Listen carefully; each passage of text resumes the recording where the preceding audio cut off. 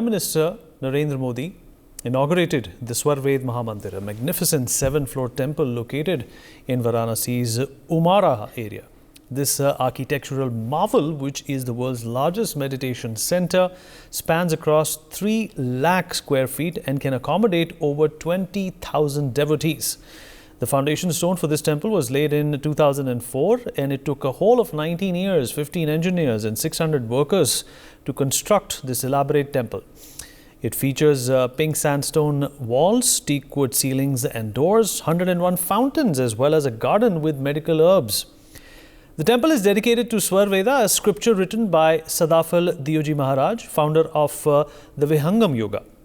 Well, defining the Swarved is an extremely difficult endeavor.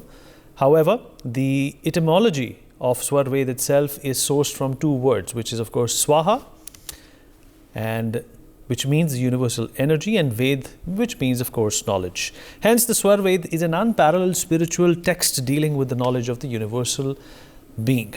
With that in mind, the inauguration of Swarved Mahamandir signifies a monumental step towards promoting spirituality, cultural richness, and the integration of modern technology in Varanasi. In fact, while delivering his inaugural address, Prime Minister Modi stated, and I quote, "Swarved Mahadev is a modern symbol of India's social, spiritual strength."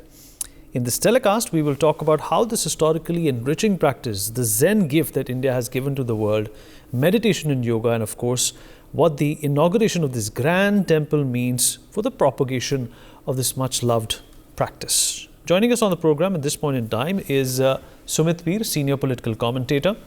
Amit Rai Jain, historian, also joins us on the show. Mr. Pavan Sinha, Hindu Dharma Guru, with us on the program as well.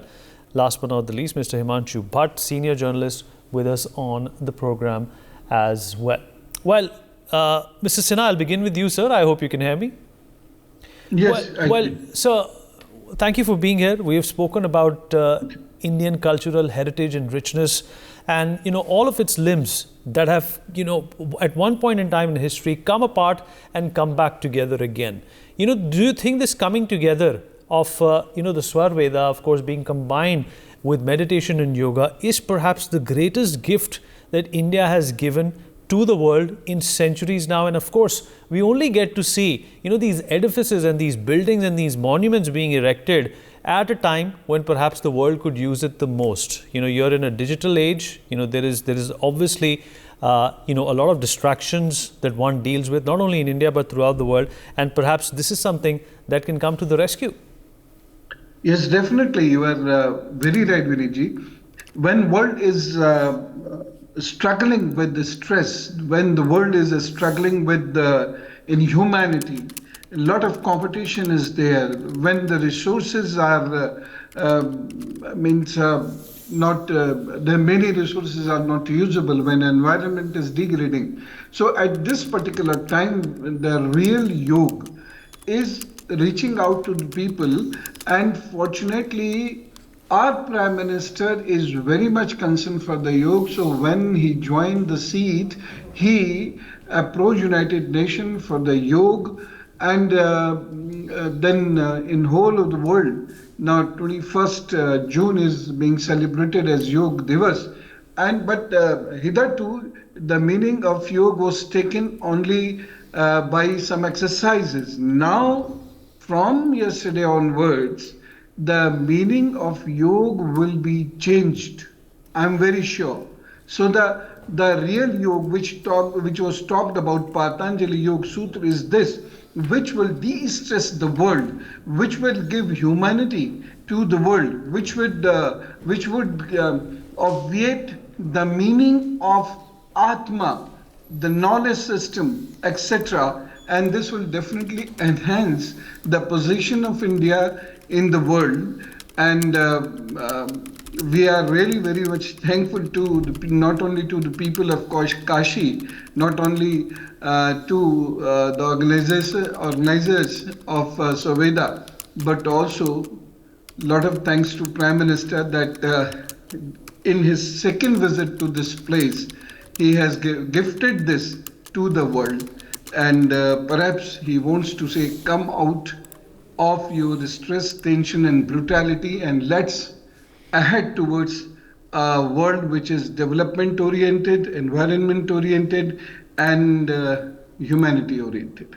Sumit Peer, your thoughts on this? You're a strong supporter of Sanatan Dharma. You're a strong practitioner of yoga and meditation as well, and you often talk about the contribution that that India and Hinduism and Sanatan Dharma has made to the world. Elements which have been picked out of Sanatan Dharma have been separately imbibed, pursued, and assimilated into various cultures. I can't think of any other religion or culture, which has provided this kind of a distinct contribution to the world. Vineet, first of all, thanks for having me on your show. It's a very important topic. Look, the humanity needs spirituality. What is the difference between a man and an animal? It is the spirituality. What is the difference between man and animal? It is the liberty. What is the difference between a man and animal? It's the morality. If you take these three things out, we are also, according to biology, we are a two-legged animal. But what makes us civilized, what makes us liberal, and what made us builders of the world is because of these things. Now, during what we are going through right now, unfortunately, due to, we have three kinds of derivations, Sattvic, Rajas, and Tamas. Most of the people are in Rajas and move to Tamas. The transformation from Rajas to Sattvic is minimalistic. And if you are not spiritually enlightened, if you don't understand what spirituality is about, spirituality is not only part puja, it is much beyond that. It is a belief in the system where you understand the five elements, where you understand the balance of the five elements. What world is talking of the global warming today, we've been talking from since 1 lakh years or more of the balance of the five elements. What our panchangs give today as the most accurate solar eclipse, lunar eclipse, very well in time, and for last thousands of years, billions of dollars NASA satellites are able to do it today. Or just 20, 30 years back, we have been doing it since thousands of years, and our panchang costs 30 rupees only, and the NASA satellites cost billions of them. And we are able to do it much ahead in time. The idea of Jyotish, the idea of Ganana, it's a different world altogether.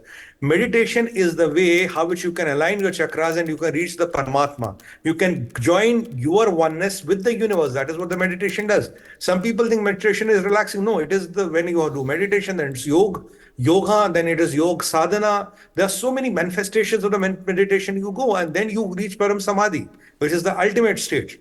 The point I'm trying to make, this is a different world altogether, and we as the civilization who have given the world this benefit is where the epicenter or the biggest, for the sake of saying meditation center, should be 7 stories tall, can accommodate 20,000 people, and people will come and know Kashi. Kashi is no ordinary place, Vineet.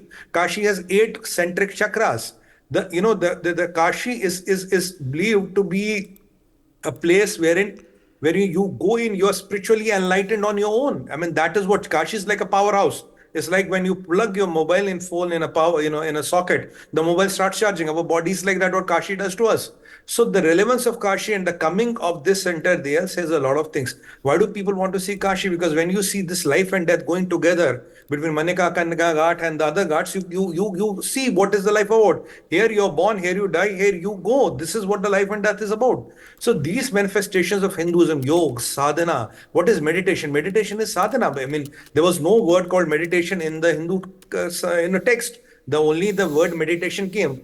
Sadhana, basically you have to call it the sadhana. The sadhana, then I'm not even going into adhyatmic sadhana and the yoga sadhana as a superlative, but even the sadhana, dhyan, these are all the things which the Hindus and the Indian civilization have given to it. I mean, when you do yoga, you worship Lord Shiva. When you do Surya Namaskara, you are going to the creator or the most powerful element or the source of energy in the universe, that is sun. So what is Shiva, yoga and all, they're all related. I mean, कहते हैं ना शिव विनीत जी कि शक्ति के बिना तो शिव भी शव है. So yoga, Shiva, Shakti, they are all related. So it is the manifestation when you discover the power of your chakras, when you can really feel the chakras. That is what yoga is about. So it's a different world. Then you can predict the things, you can see things. It's a different manifestation, and this all power has been, unfortunately, been buried by a lot of civilizations, saying it's all myth, it's all dogma, this is all crazy things, they don't happen in the world. But when you discover it, then you know what is the power of it. Look, Namaste, we gave to the world, right? Jai Shri Ram, we gave to the world. Yoga, we gave to the world. Meditation, we gave to the world. Vipassana, we gave to the world. Sadhana, we gave to the world. Mantra, Upchar, we gave to the world. Now, if you look at, there are more than 100,000, yoga centers in US, and more than 8,000 Vipassana centers or the sadhana centers in US. I have recently seen, I think it was what was Sadhguru, I think was in a Muslim country, and there were more than, I think, 1,200 or 12,000 people who were meditating with them. You can see the tears falling from them. Now we have Pavanji, who is a very learned scholar here. He can talk much more than what I know about the subject. But people like them who have taken it to the world, and it is not a Hindu practice; it's a global practice. Tell me, if you know yoga sadhana, and if you're Muslim, you'll exactly have the same result. If you're a Christian, you'll have the same result. If it is not powerful, how would we have 100,000 yoga centers in US? What are they doing there? You don't even have 100,000 football clubs in US. You don't have 100,000 channels in US. I don't know even there are 100,000 pubs or not, but you have 100,000 yoga centers, 8,000 meditation centers. That talks about the power of civilization. And how many years Modi ji has promoted it? Just 7-8 years, 8 saal. And now imagine if this is promoted for another 50, 70 years, and when people discover here, and I've seen people, Vineet, when they go to this, what do you call, Sadhguru's ashram, they have this big linga there. When people just go and sit there, they start crying. I've seen these foreigners crying. That is the power of Sanatana Dharma. That is what we have given to the world.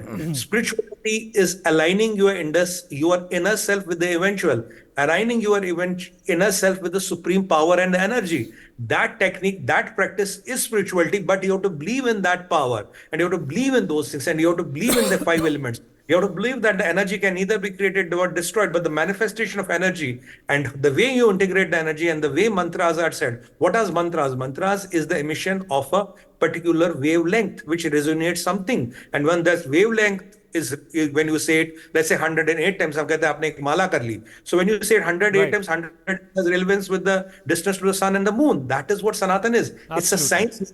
It's much bigger than a science. Right. Mr. Amit Rai Jain, do you concur with Sumit Peet that Sanatan Dharma cannot be relegated or, singularly be considered as just a religion or a way of life? The scientific, and the historical evidence is so rich that, you can't dispute it. देखिए विनीत जी, मुझे लगता है कि अभी हमारे बीच में professor पवन सिन्हा जी और सुमित पीर जी ने जो बात कही उसको मैं थोड़ा आगे बढ़ाऊं, क्योंकि जहां तक पूरे वैश्विक स्तर पे भारत के योग की, दर्शन की, आध्यात्मिक चिंतन की बात है, देश के प्रधानमंत्री अगर बनारस के अंदर सर्व वेदा आध्यात्मिक मेडिटेशन सेंटर की मंदिर की उद्घाटन करने के लिए वहां गए हैं, तो बहुत महत्वपूर्ण बात है कि देश और वैश्विक स्तर पे जो एक आज आवश्यकता है उसको हमारे देश के प्रधानमंत्री ने समझा है।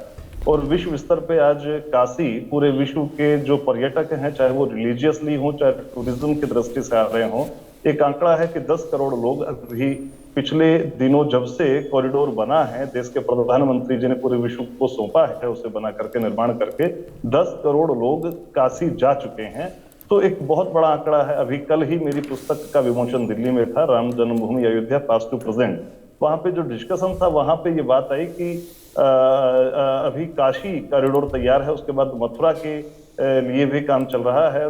देश आगे बढ़ रहा है, तो मुझे लगता है कि जो भारत की प्राचीन भारतीय संस्कृति है, सभ्यता है, इतिहास है, उसको पूरे विश्व के सामने रखना चाहिए। और जो मेडिटेशन की, योगा की बात है, अभी जैसे सुमित ने कहा कि पूरे विश्व के लोग परेशान हैं आध्यात्मिक दृष्टिकोण से। देश जो भारतीय सभ्यता संस्कृति है वो पूरे विश्व का नेतृत्व करने के लिए तैयार तो है, लेकिन उसके लिए वातावरण और इंफ्रास्ट्रक्चर डेवलप नहीं था। आज वैश्विक स्तर पे अगर आध्यात्मिक केंद्रों की स्थापना की जा रही है तो पिछले समय से, क्योंकि भारत की जो प्राचीन संस्कृति है, सभ्यता है, साहित्य है, उसका जितना भी लिटरेचर है वो भरा हुआ है। अगर बात करें पतंजलि योग दर्शनम की, तो उसमें आगे बढ़कर के आध्यात्मिक चिंतन की बात आती है, मेडिटेशन की बात आती है। अगर हम बुद्धिज्म की तरफ जाएं तो वहां पे बहुत सारा विपश्यना योग ध्यान है, उसको लेकर के लोगों ने काम किया है। और भी अधिक, जैसे ओशो रजनीश है, उन्होंने जो काम किया है, पूरा यूरोप उनके प्रति दीवाना था। वो क्यों था? क्योंकि यूरोप के अंदर उस तरह की कोई चीज नहीं है जो लोगों को केंद्रित करे, लोगों को चिंतन की दिशा में लेकर के आगे बढ़े और उनको कुछ समाधान, उनको मानसिक शांति हो। उसी तरह से जग्गी वासुदेव आज के समय में, आधुनिक समय में, आधुनिक चिंतन के द्वारा, मेडिटेशन के द्वारा लोगों को अपने से जोड़ रहे हैं, भारत की संस्कृति से जोड़ते हैं। Shri Shri Ravishankar art of living के माध्यम से कायत्सर्ग की बात कर रहे हैं, सुदर्शन क्रिया की बात कर रहे हैं। जैन मनीषियों ने जैन आगमों में कायत्सर्ग की बात करी, लोगस्य की बात करी, और जैन जो संत हैं वो प्रतिदिन जो अपना प्रतिक्रमण करते हैं उसके अंदर ध्यान करते हैं, मेडिटेशन करते हैं। और जैन साहित्य में वर्णन है कि जैन मुनि अपने जीवन का यानी कि 3 पहर वो मेडिटेशन के अंदर बिताए और केवल 1 पहर ही वो अपना रूटीन का वर्क करे। तो इन चीजों से समझा जा सकता है कि भारत का लिटरेचर इतिहास इस मेडिटेशन के क्षेत्र में कितना आध्यात्मिक, कितना गहरा है। अभी क्योंकि मैं एक एज ए हिस्टोरियन बात करूं, अगर पुरातत्व की दृष्टि से बात करूं तो हड़प्पा, मोहनजोदारो और हरियाणा के कुनाल से और अलग अलग जगह से, स्थानों से जो एक्सकैवेशंस हुए हैं, खुदाइयां हुई हैं, उसके अंदर बहुत सारे ऐसे टेराकोटा मिले हैं जिसके अंदर सूर्य नमस्कार करती हुई प्रतिमाएं हैं, जिसके अंदर मेडिटेशन, योग साधना करती हुई प्रतिमाएं हैं। गुजरात के अंदर एक जगह एक्सकैवेशन के अंदर योगियों की योगिक क्रिया करते हुए उनके स्केलेटन मिले हैं और उनके साथ जो बीड्स मिले वो कार्लिनियन बीड्स हैं, लगभग 5000 वर्ष पूर्व के हैं। तो इस बात से सिद्ध होता है कि 5000 वर्ष पुरानी और उससे भी कहीं अधिक पुरानी प्राचीन सभ्यता में, भारतीय सभ्यता में योग और आध्यात्मिक दृष्टि से मेडिटेशन का अपना एक स्थान था। और देश के प्रधानमंत्री जी ने इस कार्य को आगे बढ़ा करके बहुत महत्वपूर्ण काम किया है और विश्व के लिए एक ऐसा रास्ता भारतीय सभ्यता संस्कृति का खोल दिया है कि जिसके थ्रू वो आत्म शांति प्राप्त कर सकते हैं और भारत की संस्कृति का अध्ययन कर सकते हैं। Mr. Himanshu Bhatt, the Prime Minister also went on to say that with changing times, the practice of yoga and meditation and the relevance of India's contribution in terms of the spiritual space is needed a lot more than before. Do you concur? Yes, I do concur with that. It's a soft power that India exerts over the world. Let me tell you something. I'm not very literate, I'm not a gnani person, But as a common man, what I do understand is assimilating sattva and tattva into swa, into yourself, unifying that brings you a good social life, and through which you can do wonders. See, this unification, assimilation happens through what? Through dhyan. If you learn a little bit of Sanskrit, you will understand. People don't understand that. As a common man, when I talk of Pancha Tattva, when I talk of, unifying the soul and the mind and the body, now that is not attained by everyone. But such visuals or such facilities give them a chance to go there. Kashi Vishwanath corridor is the highest visited corridor in the country today. 13 crore people. How does it happen? And when you talk of India's soft power in yoga and meditation, probably, people are more hooked to yoga, what they call, the Western people, what they call yoga. Not yoga. But then that language barrier, which has been taken out today. If you see Prime Minister talking in Tamil Sangamam, Kashi Tamil Sangamam, through AI, he spoke in Hindi, Tamil people understood in Tamil. Now this understanding process, Professor Pawan Sinha will be able to say a little more than that. I am Gujarati, I understand everything in Gujarati. And then my mind assimilates it, unifies it, and translates it into English. This is what happens with social life. This is what happens when a group of individuals get together and start talking about obtaining yourself, swa, yourself, Atman, what we call, Westerners call it Atman, it is Atma. In English language, we tend to call it Atman. Who is that Atman? And how do you get that? Despite you being an Atman, you don't get it. And that happens only through meditation. People might do yoga, that's physical exercises. Without meditating, how can you do yoga? How can you do yoga? That needs to be All right, sir. We've completely run out of time. Sumit, I saw your finger go up. Quickly make a comment and then we wrap up. Vineet, the point I was trying to make You love Bhagwan Shri Ram, you believe in Bhagwan Shri Ram, you are a Hindu. You believe in Mahadev, you are a Hindu. You believe in Sri Hari Vishnu, you are a Hindu. And you say, I don't believe in anything, you are still a Hindu. It is not the religion where if you say you leave the religion, you will be killed. If you leave the religion, you will be burned in hellfire. We have not done witch hunting. We have not hunted women. We have the highest number of women, gods and deities than any other civilization in the whole world. And yet you believe in Bhagwan Ram, you don't believe in Bhagwan Ram, still you're a Hindu. And there is no shortcut to heaven. But by just chopping off somebody's head, I can go and get the ticket of Jannat. There is no shortcuts in that. That is why we have survived for more than 1 lakh years. That is the reason. That power of Adhyatma and Satya is the reason why we have survived for more than 1 lakh years. This is where we differ from others. And this is what we can give to the world, how you can have sustainability, how economy and ecology can be talked on the same breath, and yet you can have sustainable growth. That is what we can offer to the whole world. That makes us different from everybody else. And the last point, great. We have survived test of time. Nothing is more important than the test of time. If you have survived as the test of time, you have survived 1,000 years of Islamic invasion. This country could never be Islamized by everybody to anybody coming from 13th century. कुछ तो बात है ना हम में, कहीं तो कुछ ठीक है. All right, well said, Sumit. For more such videos, subscribe to the NewsX YouTube channel, hit the bell icon.